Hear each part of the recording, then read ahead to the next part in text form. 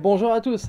Donc aujourd'hui, on va se retrouver sur un sujet assez polémique, la cuisson des billes. Donc au niveau des bouillettes, vous les faites cuire d'habitude. Donc possibilité de le faire dans une friteuse avec de l'eau, donc soit sur le gaz, soit une friteuse électrique. Et je vous mets là la petite photo. Donc le temps de cuisson, etc. Alors comment que ça se passe? Vous mettez votre eau donc à ébullition. Dès que votre eau bout bien, vous incorporez directement vos bouillettes fraîches dedans pour les faire cuire.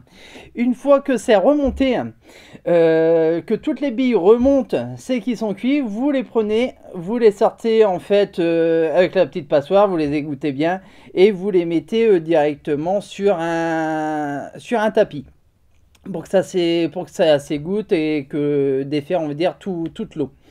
Ensuite, combien de minutes? Bah donc jusque temps que ça remonte.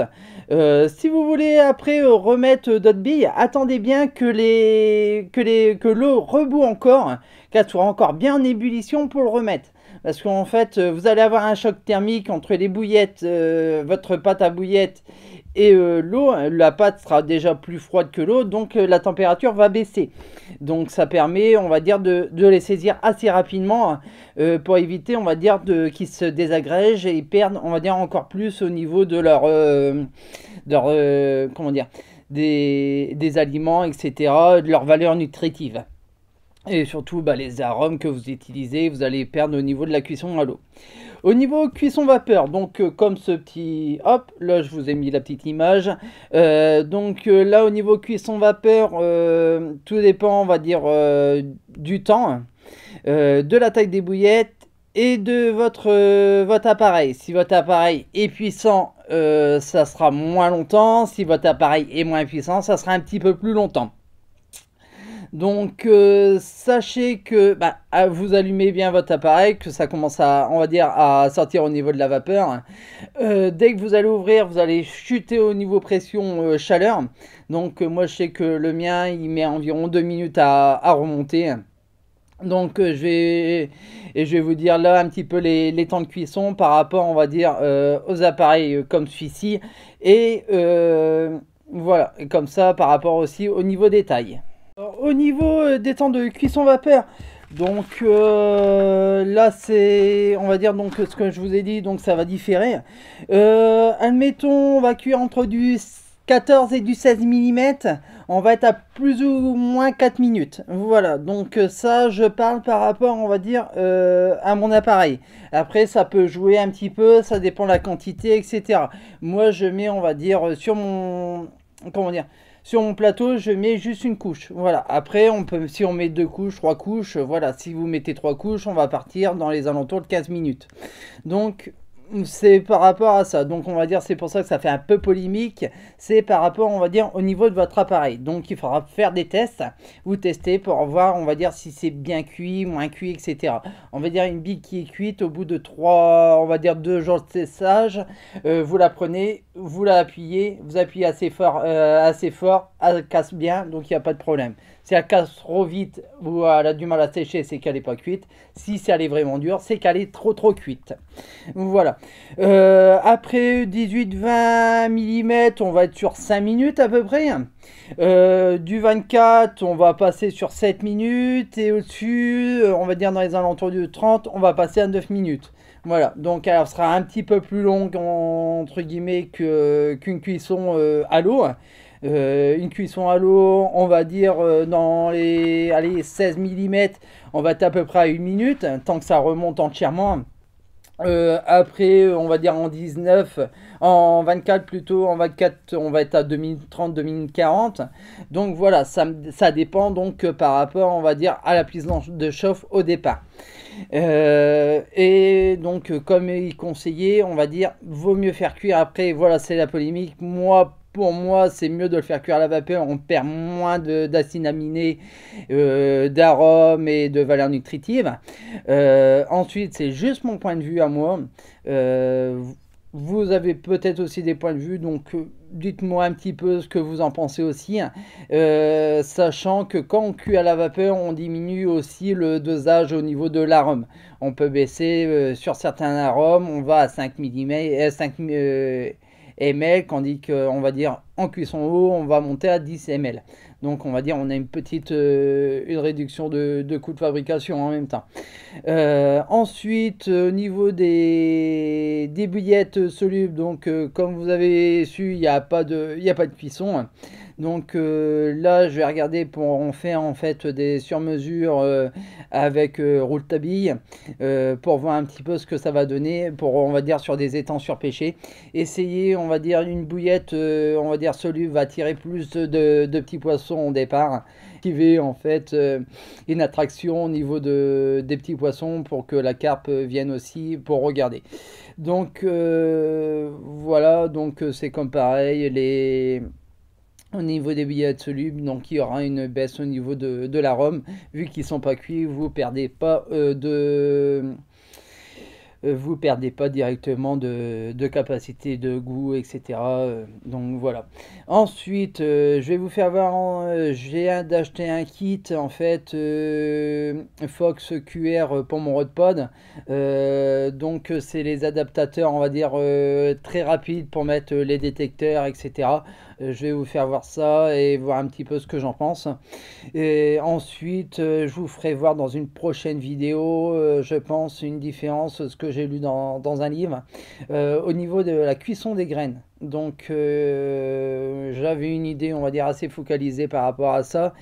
Et je viens de lire ça, donc on fera l'expérience et on verra un petit peu ce que ça donne, ce que j'aime bien voir exactement par moi-même.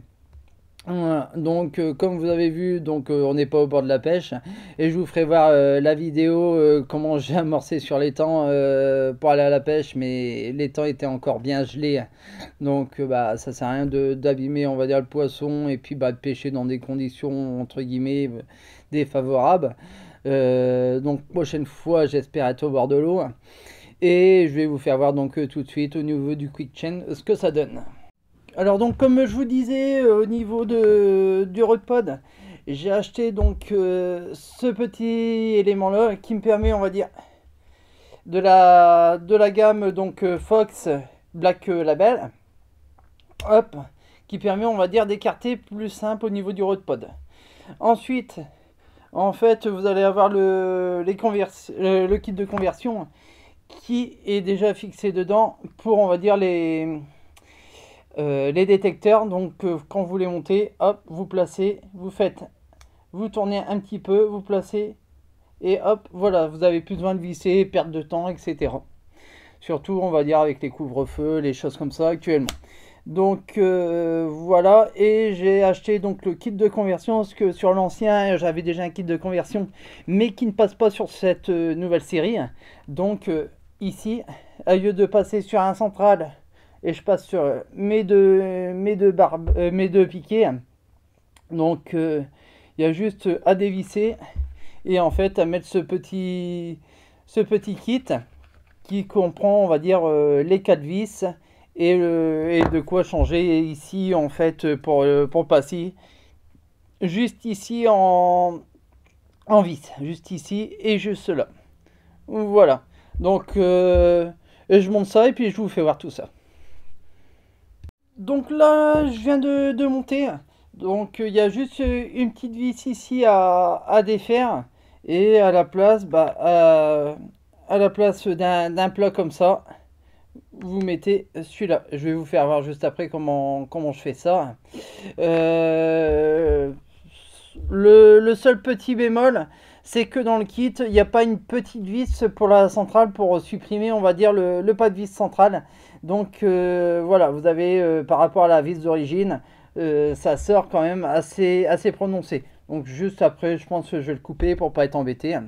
Donc l'intérêt de ça, c'est que donc là mes cannes ils seront un petit peu plus espacées par rapport, hop, on va dire à la largeur. Même pêcher à deux cannes, je peux pêcher, on va dire, avec un Rodpod très très serré dans des places. Et donc, le gros avantage, c'est que là, je viens de monter, en fait, j'ai juste à visser. Hop, j'ai vissé en fait c'est un QR de mémoire si ça s'appelle, et j'ai juste à positionner sur mon bras. Hop, je fais un demi-tour, un quart de tour, juste une pression, je pose, hop, il est fixé, il bouge plus et il est bien droit. Il n'y a pas de problème, il n'est pas de travers ou il tient pas. Là, il tient bien, il est droit et ça permet, on va dire, de bien l'orienter sans problème et sans casser le détecteur, bien sûr. Parce que le seul défaut, c'est que j'avais été obligé de tricher, on va dire, sur l'autre d'origine, avec des petits joints, etc., pour qu'il soit bien droit par rapport au niveau du filetage. Donc là, aucun souci. Et pour le démonter, vous tournez, hop, et voilà, c'est rangé. Donc, coût de l'opération, 10 secondes pour monter votre détecteur directement. Voilà, donc c'était la petite chose que j'ai acheté qui est pas mal. Les deux buzz bars, je les ai trouvés dans les alentours de 52 € si je me trompe pas. Et 9,99 pour la conversion. Voilà, donc il y a juste à dévisser, à revisser et vous êtes tranquille. C'est propre, et puis bah en 10 secondes, hop, vous avez fini de le monter, de le démonter. J'espère que cette vidéo vous a plu. Je voulais vous remercier. Donc on a dépassé les 400 abonnés. Donc je pense faire un petit jeu encore pour s'amuser. Et puis bah hop. Et je vous dis donc à la prochaine. Et puis bah sur ce, et bonne pêche et ciao, salut. Et au fait, oublie pas, abonne-toi ici. Comme ça, bah, pour le prochain jeu concours, tu seras au courant. Et puis ici, la petite cloche. Comme ça coûte rien, c'est gratuit. L'abonnement est tout à fait gratuit. Et en même temps, ça me permet de référencer directement sur YouTube. Donc, oublie pas de t'abonner pour le prochain jeu. Allez, salut, ciao!